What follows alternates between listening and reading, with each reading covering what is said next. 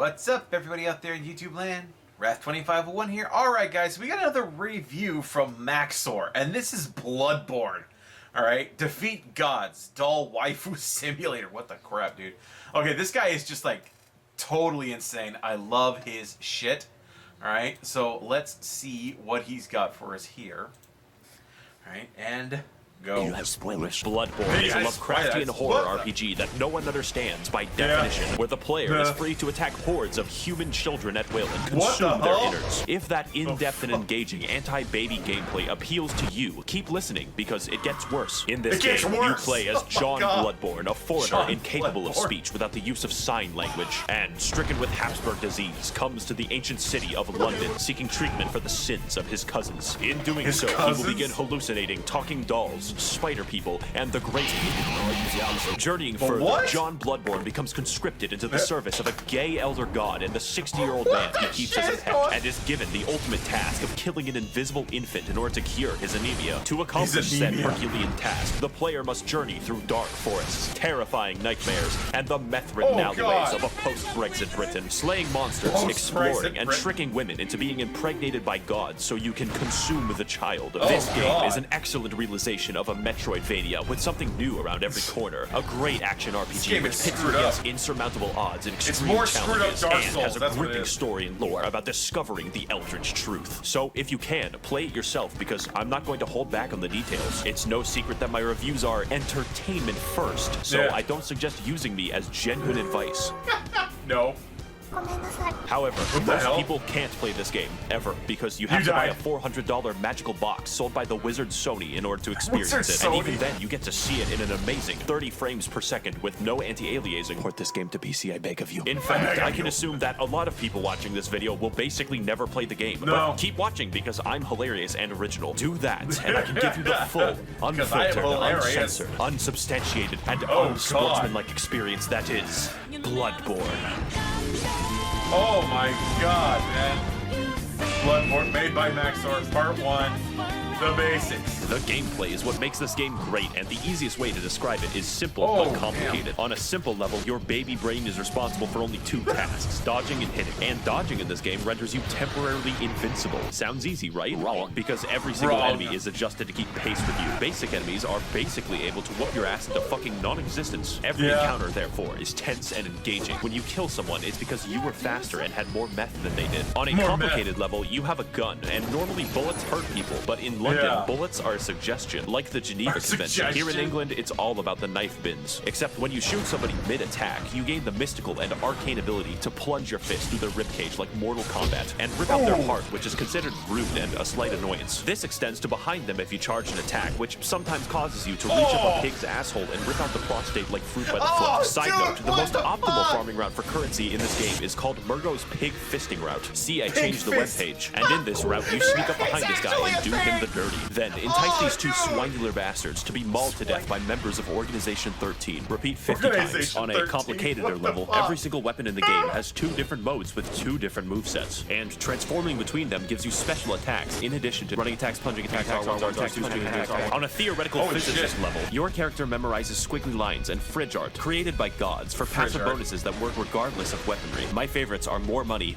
and more money. They stack. Finally, on a meta-theoretical chiropractic level, every weapon is customizable with different gem slots that give differing effects for your attacks. And there are different types that can literally change all of the stats of the weapon, like making a fucking spear do more damage based off of intelligence. There's definitely more and a lot of strategy in how you level up your character, but I assume that you know how to level up in a fucking video game. But with all this combat prowess, you may be wondering, Maxor, who are these crusty abominations that you're fighting on screen? Well, to learn that much, we're going to have to delve into the lore. So buckle your britches, bitches, because this shit is wild. If I say something questionable, just accept it as fact. I can be trusted. 60 years ago, 20 rowdy college students took their education extremely seriously because they found Woman Cthulhu. She was just in a portable toilet downstairs. Also, because they were bored, they beat to death a god of the sea with some bats, but that's a story for later. It turns out the entire world is ruled and created by a race of elder gods beyond human comprehension called the Great Ones. Figuring this out, they got Cthulhu's blood and were like, we can make a religion out of this. Because it turns out the blood can heal people, which is really good due to all the knife crime. So everyone starts drinking it a little too much and they get the money to build 36 cathedrals, but it turns out eventually the blood turns you into a werewolf. So the church hires a guy named German to go fight the beasts with an organization known as the Hunters, but there's too many beasts, so he gives up. Now the knife crime is increased even more, and German sort of goes insane and creates a life-size doll of one of his students who is an 8-foot-tall Amazonian. He also canonically has sex with her. The moon god, for some reason, kind of takes notice of this and is like, alright, listen, I'm building a suicide squad. I will bring your waifu to Laifu if you serve me for all time as my slave. German reasonably thinks that this is a great deal and is imprisoned in a dream. This is where you come in. See, the moon god assassinates baby gods for fun, but needs a hitman to go into the real world to do it since he's confined to the 9th dimension. So in addition to fighting all manner of giant beasts and uncovering dark secrets, the true aim of this game is to commit infanticide. There's enough bullshit here to fill tax legislation, so comment your own poorly summarized Bloodborne lore below. And for the rest of us non-chills, we have ample time to explain more of what makes this game great. Yeah. Yes, you have been japed. I am talking about bosses before I talk about the levels. In most video games, bosses cap off areas, but in Bloodborne, areas are preambles to a dick flattening, and nothing will challenge your skill in quite the same way. Except for the goddamn Witches of Hemwick, who were placed into the game for disability access. You can probably tell that Bloodborne is a hard game. We don't even know if a games journalist can beat it. But it's hard in a fair way that tests your skills and reaction time, except for Lawrence, but I'll get back to Lawrence later. What sets this game's bosses apart is that the challenge makes it feel like you're a really small dude jabbing a toothpick into a building-sized deer demon. So yeah, I would be impressed if he killed that. But not only that, unlike Dark Souls, every single boss reacts meaningfully to how you attack them. Large beasts can have their bones cracked and their tendons wound into a slinky. Bone boys can be knocked over and have their marrow shipped. And human enemies will wince and recoil when they see your height difference. As well, every boss punishes you for cowardice and actively discourages backpedaling with their forward momentum, causing every fight to be an elaborate dance with a thrilling back and forth. Unless you're fighting Rom, who is the really hungry caterpillar if he had a legion of arachnid slaves who threw their heads underground like ostriches. We don't talk about him. And while we're on the subject of bad bosses, this motherfucker, let me tell you something. The humanoid bosses in this game are paradoxically the most dangerous. But Mikolash is a psychological hazard that will hurt you personally. This boss literally feels like cut content because the fight centers around chasing him, and his direction depends on RNG, making him an actual speedrun killer. When you corner him, he uses one attack, and then you chase him again, where he gains the power to insta-kill you. God forbid you're hit by it, because that's 10 minutes gone. Here's a tip. Save up 10 poison knives and steal from your family if you must. Then wait until he jumps down this hole, poison him repeatedly, and watch him spaz the fuck out until death. You will thank me. But as a result of everyone who isn't Miko shit, conquering a boss in this game is absolutely rewarding on a level that other games cannot match. It's only because the odds are stacked against you in ways that don't feel bullshit most of the time that conquering them is the main reason I play, and their fights are undoubtedly the best I've ever done in video games. But that isn't most of the time in the game. In fact, a lot of your time is spent exploring the areas, so let's get into that. Lesson 1 in area design. Where the fuck am I going? Exploration is the name of the game, except it's called Bloodborne. Only this time, you don't bring smallpox and kill 20 million people. We're looking at a solid 10 this time, because the main enemies in this game are British townspeople. It's how the developers made sure you didn't feel bad about killing them. The plague of beasts infecting London causes people's teeth to become beast-like, makes you aggressive at night, and slurs your speech. Slurs your speech! So it's up to you to stop them, as a hunter should. If you don't look up where to go next in this game, good fucking luck. People get lost all the time. Get used to it. This game doesn't do exploration like, oh look, there's loot in this hallway. My dopamine's gonna go crazy. That's baby shit. This is daddy's exploration, where you find a route back to a place you were in 10 hours ago. And I hope you weren't expecting a mini-map, or any map. Every single hallway is a rabbit hole of discovery, and your hand isn't held. Case in point, Cathedral Ward is a level, but feels like a hub area because it connects to fucking everything. And where you start the game is in the middle of a loop-de-loop involving torturous experimentation. Just look at the fucking map of this game. Everything overlaps. And yes, there is a level called Nightmare Lecture Hall, and no, it does not connect to the Altar of Despair, although you would think that. Fittingly, the Lecture Hall is the smallest area, and more fittingly, 90% of the combat is graduates throwing cum at you. The game also has 2 completely secret areas that you would not find without the internet. I would tell you how to enter, but I don't want to do calculus. And what you get at the end, Upper Cathedral Ward is legitimately a horror area in a game loved for its combat, because it's filled with enemies who act out my greatest fears, stealing currency permanently. Gives me fucking chills every time I talk about it. Castle Canehurst is proof that From Software hates us all, since the best area in the entire game requires you to go to the Field of Corn in Ohio and trek down Waldo. But it's worth it to invade the house of that parasitic queen dwelling in her demented castle so that she may feel the wrath of the proletariat. All we have to do is kill Prince Philip, who guards the way as an eternal lich. On top of this, there are numerous NPCs and NPC quest lines spread throughout the world, all with a series of interactions with each other depending on location and timing. For instance, you could direct nuns, prostitutes, and Prince Philip to a church run by a lonely black sludge, then perform enough blood transfusions to send the nun into a yandere rage. Or you could direct them to the nice woman who runs the clinic down the street, who only wants to help and assist others. Then take a strange path through the forest and into her clinic to discover that she has been experimenting on all of them in order to create the Blue Man Group. And if you want, you can take the umbilical cord away from her schizophrenic ass and eat it. The sky's the limit in Bloodborne questlines. And you know what my favorite questline is? The one where you descend into literal hell, complete with eternal punishment, insanity, and femboy fishing. The scariest of them all. I'm of course talking about the DLC, the only DLC for this game. And if you play through Bloodborne, you have to play through the DLC. I'm not giving you a fucking choice. So to learn why, you should play the best expansion ever made since Spore Galactic Adventures. Spore what? Come with me on this amazing journey to find the secrets of the Bloodborne, the Part 3, The Old Hunters.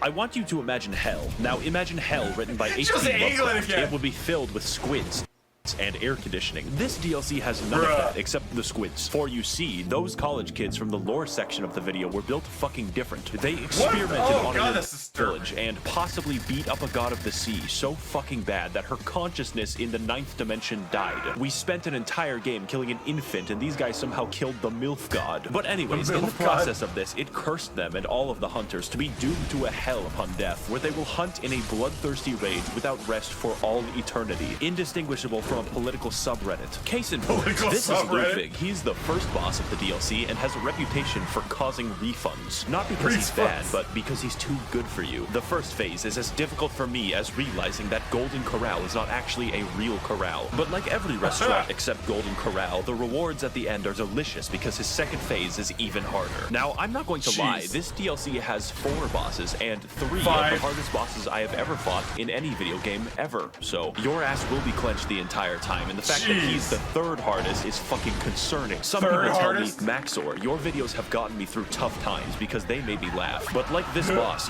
you are the one who is truly overcoming these challenges, and I believe in your ability to beat both of them. King. Boss Lightning Round. The DLC has many such cases of amazing bosses, including Lady Maria, who is the basis for German's extremely creepy 8-foot-tall doll fetish, but we'll get back to that. And Orphan of Cause, who was born from the literal dead body of a god. If you enjoy the sensation of being beaten to death with a sharpened placenta, this is the fight for you. And as with everything that From Software makes, they threw in a boss that they didn't really finish and called it a day. I'm of course talking about Lawrence, which is a very mundane name for a fire monster locked in hell. Take my advice, don't fight Lawrence, you only lose a part of yourself, since this boss fights you by dropping off his own legs and then violently vomiting and shitting lava everywhere. I've always wanted my game about dynamic dodging and elaborate fencing to be reduced to shitty area denial like it's Team Fortress 2. To wrap things up, the music of this game is pretty good, but the DLC music is fucking insane. I don't know what it is about Japanese composers being able to make better symphonies than the continent that invented them, but just take a listen.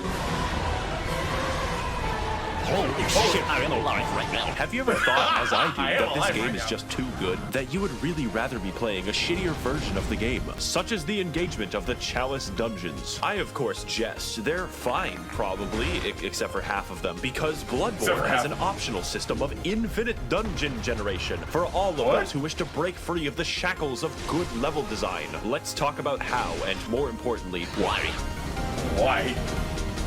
First of all, Bloodborne has a system of dungeons that everyone shares and dungeons that are random. For my footage, I played the shared dungeons that you can be guaranteed the pain you witness on screen is mandatory. One of the biggest strengths of Bloodborne is the ability to have interesting and challenging enemy encounters gently rubbed with the blood-stained hands of Miyazaki. But I don't think I have to explain to you how randomizing almost every encounter in the game could be imbalanced. But fortunately, most enemies you encounter in the Chalice dungeons are new to spare British people your wrath, so you instead fight SCP-97 6. But why are we here? It turns out that the entire city of London was built on a Celtic burial ground, an ancient civilization called the Sumerians who discovered the healing powers of blood and then mysteriously disappeared. Wow, I wonder what happened. This is all cool in theory, but the reality is that most of the time you fight the same 4 enemies, and the first 3 dungeons can be replaced by Simon Says. My cat literally wouldn't notice. The Chalice dungeons are so forgotten that the developers use them to put joke enemies into the game. My favorite is the man who aggressively rolls at you stark naked wearing only his Nikes. The uniqueness also extends to the bosses, and they're actually pretty cool, like Sumerian Descendant, Watchdog, and the 3 overweight men. Do you remember that basic enemy from like 2 levels? He is the boss now. Rom, he is the boss again. The only thing stopping me from throwing myself into a wood chipper is the fact that Mikolash isn't back. And if you're going to have replays, you probably want to make sure that they're actually good. In fact, the bosses are so fucking imbalanced that the Watchdog fight is primarily comprised of instant kill attacks. I beat Sekiro backwards on a keyboard, and this shit is too fucking much. Now, normally that would be all, but the dungeons go deeper. What we have discussed so far is merely the surface, and there is a much darker syndicate lying just below. These places you must never venture, for they are the save edit dungeons, whereby through wizardry, the community are able to conjure up deep, dark chasms and share them with the rest of the world. Of these secrets, there are only 2 that I shall reveal to you, and the first is the Cum Dungeon. Yes, you heard that correctly and clearly. The Cum Dungeon is the name of the most optimal farming route ever conceived by the fucking cricket people who do this shit, whereby the player enters the chasm of place name and watches as a high-level boss yeets itself off a cliff. Murgo's pig fisting route can give you 10,000 echoes. This gives 83,000. And if you thought that sorcery was bad, it gets much worse. You can insert anything from the game files by save editing a Chalice dungeon.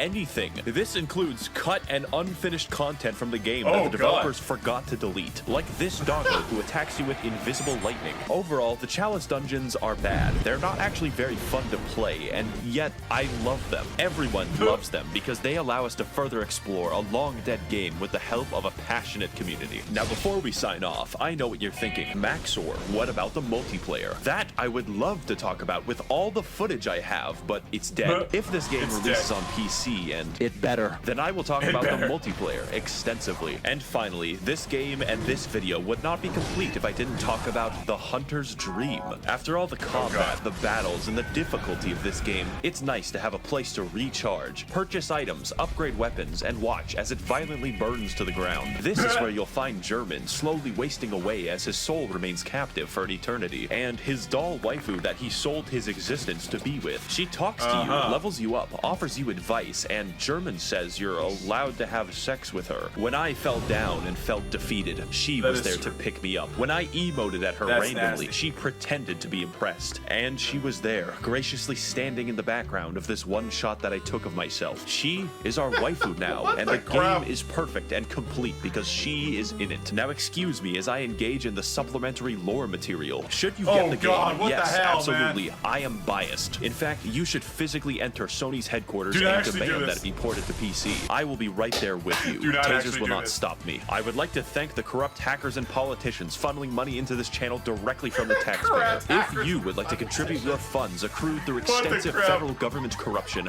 you can head to my Patreon to learn more. I would also like to thank the kind denizens of the Mythbusters Smut Discord who sent me half the memes in this video. And as always, thank you for watching. Okay. Dude. It takes a while to process everything this guy throws at you. I mean, he just dumps shit at you, like, tons of it. Well, there you go. Bloodborne review, alright, by Maxor. Hope you guys enjoyed that. Like this video and subscribe if you did enjoy that. Click on the link to the original in the description. Get down to Maxor's channel. Like the original, sub to him. I will see you guys next time. Tune in every day for new content. Bye-bye.